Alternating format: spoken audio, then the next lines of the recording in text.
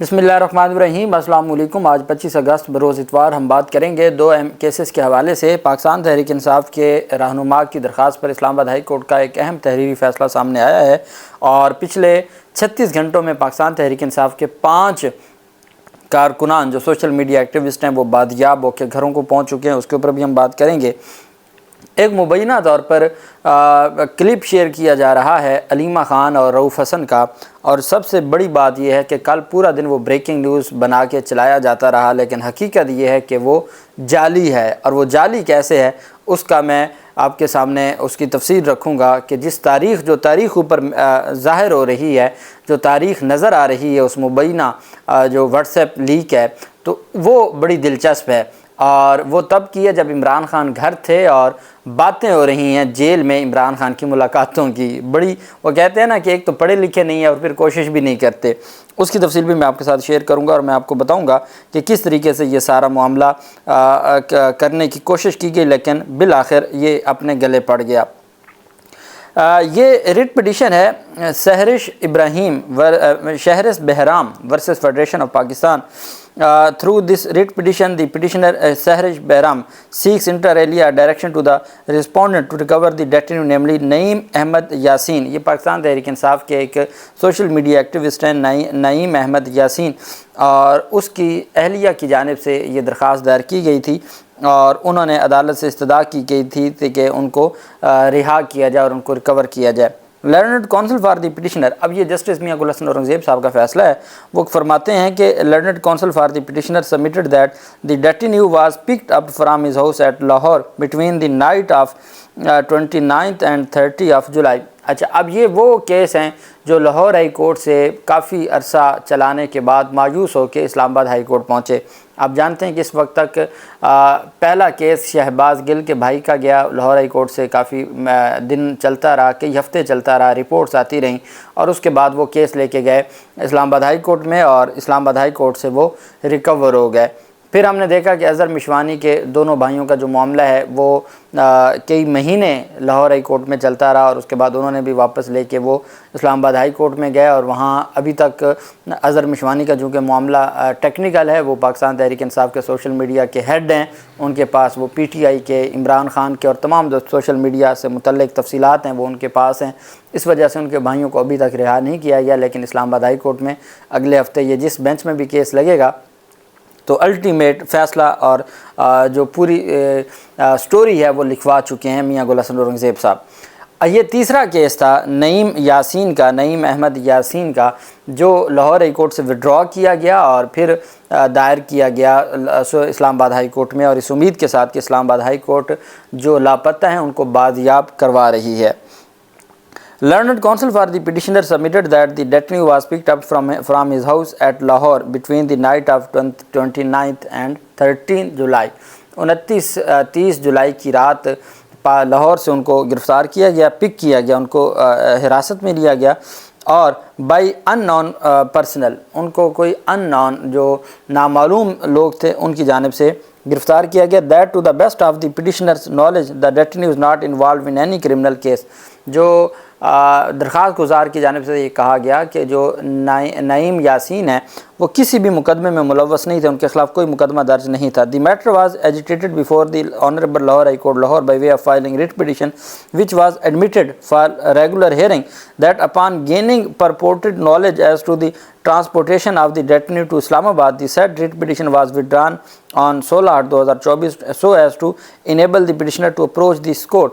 कि Lahore high court में दरख्वास्त दायर की, लाहौर हाई कोर्ट ने उसको रेगुलर हेयरिंग के लिए मंजूर किया, नोटिस हुए और 16 अगस्त को दरख्वास्त गुजार ने कहा कि हमारे नॉलेज में आया है कि उनको इस्लामाबाद, यहाँ से लाहौर से इस्लामाबाद मुंतकिल कर दिया गया, तो इस वजह से हम अब इस्लामाबाद हाई कोर्ट में दरख्वास्त दायर करना चाहते हैं, तो इस्लामाबाद हाई कोर्ट में दरख्वास्त दायर करने की इजाज़त दी जाए। तो वहाँ से उन्होंने विड्रॉ कर ली इस अदालत में पिटिशन दायर करने के लिए। And that the respondents have not adopted the due process of law while picking up the detinue, कि जब सरकारी जो इदारे हैं जब वो उनको हिरासत में ले रहे थे तो जो ड्यू प्रोसेस ऑफ लॉ है वो अडॉप्ट नहीं किया गया और इस वजह से ये दरख्वास्त यहाँ पर फ़ाइल की गई है। अब यहाँ पर ये पहली तारीख़ थी جسٹس میاں گل حسن اورنگزیب صاحب کے پاس یہ پہلی تاریخ تھی، 16 اگست کو وہاں سے وہ ہوئی، اور اس کے بعد پھر جو آپ جانتے ہیں کہ مصدقہ کاپی ملتی ہے، مصدقہ کاپی کے بعد پھر یہاں پہ پٹیشن دائر کرنی ہوتی ہے، تو وہ ساری فارمیلٹیز ہیں وہ پوری کرتے ہوئے دی ہیں۔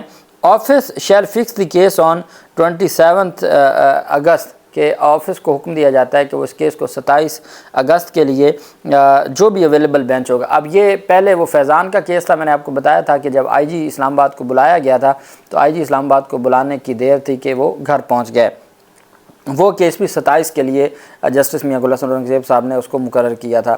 اس کیس کو بھی اظہر مشوانی کے دونوں بھائیوں کے کیس کو بھی 27 اگست کے لیے مقرر کیا، اور یہ اب نعیم یاسین کا کیس بھی 27 اگست کے لیے اسلام آباد ہائی کورٹ نے مقرر کیا ہے۔ جو بھی بینچ اویلیبل ہوگا، چونکہ ابھی تک کاز لسٹ جاری نہیں ہوئی، آج شام تک ہو جائے گی۔ اب بہت اہم ہوگا کہ یہ کیس کیا بابر ستار صاحب اور سردار اعجاز اسحاق خان صاحب کے پاس لگتے ہیں، یا چیف جسٹس عامر فاروق صاحب کے پاس لگتے ہیں، جو پاکستان تحریک انصاف کے لاپتہ شہریوں سے متعلق ہیں۔ اور عدالت کی جانب سے کہا گیا کہ اس کو حکم دیا جاتا ہے کہ جو بھی اویلیبل بینچ ہوگا آپ اس کو لگائیں، اور ساتھ نوٹس جاری کیا جاتا ہے اور رپورٹس طلب کی جاتی ہیں، متعلقہ جو بھی اتھارٹیز ہیں ان سے رپورٹ طلب کی جاتی ہے کہ وہ ہر صورت اس کے بارے میں notice issue notice to the respondents while the direction to recover and produce the detenu before this court on Tuesday 27/8/2024 کہ رسپونڈنٹس کو حکم دیا جاتا ہے کہ وہ ان کو ریکور کریں، اور ریکور کر کے عدالت کے سامنے 27 اگست کو پیش کریں۔ یہ عدالت کی جانب سے حکم دیا گیا۔ دوسری طرف پاکستان تحریک انصاف کے آپ جانتے ہیں کہ جو رہنماؤں کا معاملہ ہے، اس میں پاکستان تحریک انصاف کے فرید ملک بھکر سے پاکستان تحریک انصاف کے سوشل میڈیا ایکٹیوسٹ ہیں۔